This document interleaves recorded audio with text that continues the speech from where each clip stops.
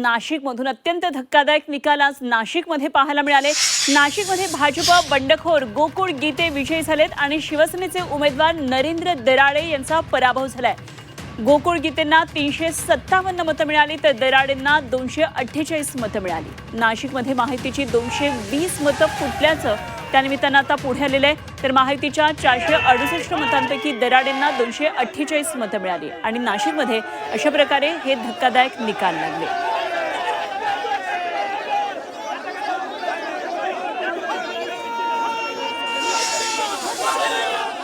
आनंदच आहे सगळा, म्हणजे आम्हाला पूर्ण कुटुंबाला खूप आनंद आहे। आमचा हा विजय सगळ्या जिल्ह्याने बघितलाय की खूप संघर्षातून हा विजय झालाय। गणेश भाऊंचा देखील असेल, खूप संघर्षातून त्यांनी हा विजय मिळवला। आम्हाला सर्वांना आनंद। 389चं लीड आहे, एवढं लीड आहे 618 मतदानामध्ये तुटणं हे शक्य नाहीये। आणि मतदारांचा पहिल्यापासून पाठिंबा होता का गोकुळ गीते यांनाच आम्ही मतदान करू, किती पैसा वाटला तरी आम्ही मतदान ह्या दराड्यांना करणार नाही।